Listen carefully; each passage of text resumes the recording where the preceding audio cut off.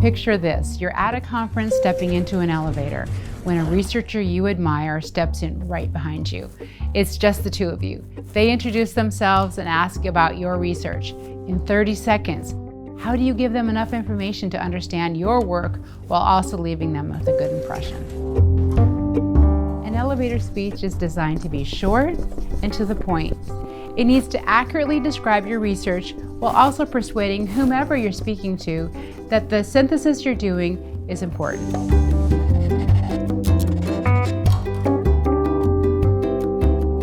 My name is Lisa Palmer.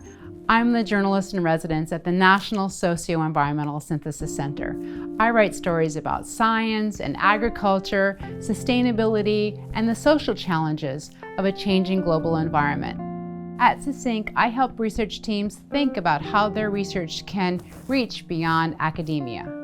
The scenario I painted at the beginning of this video may seem like a long shot, but we meet new collaborators and potential colleagues all the time, and knowing what to say is a crucial skill. Your elevator speech can go in many directions. 4 key points to consider are the problem you're working to solve, why it matters, the potential solutions, and the benefits of fixing it.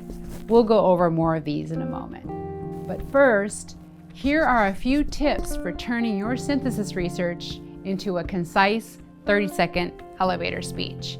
Be memorable and succinct, choose your words carefully, and practice, practice, practice. I wish I could say otherwise, but it takes a lot of work to be memorable and succinct.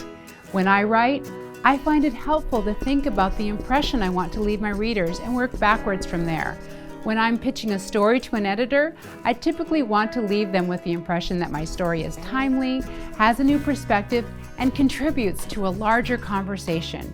Once you understand the impression you want to make, tailor your main points towards that goal.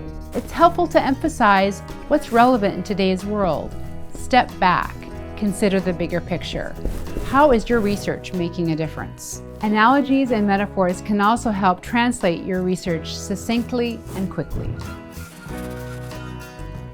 The second tip is choose your words carefully. When you only have 30 seconds to speak, every word matters. You likely won't know the background of the person in the elevator if you're just running into them, so keep jargon and technical language out. The third tip is practice, practice, practice. I know this is a tip you've heard many times, but it is remarkable the confidence that you will gain when you have rehearsed your elevator speech over and over. Once you feel like you've got a good draft of your elevator speech, say it out loud and see how it feels. Continue to revise it until it comes naturally, and then practice even more. These 3 tips can help you prepare your elevator speech. Now I want to spend a moment on the content of your speech. I mentioned earlier that transforming your research statement into an elevator speech can take many forms. Maybe you start with a powerful anecdote about how you're connected to the subject. Maybe there's an astonishing fact or figure that grabs attention. Wherever you decide to begin, here are a few things to consider.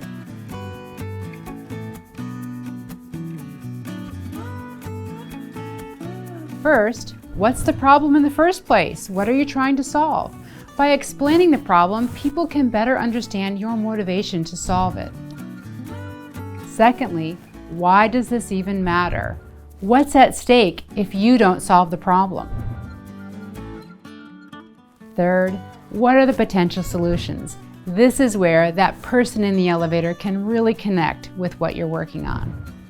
And finally, what are the benefits of fixing this? Why should they care? Why should they support your research? There are many ways to shape your message, but remember, be memorable and succinct. Choose your words carefully and practice, practice, practice.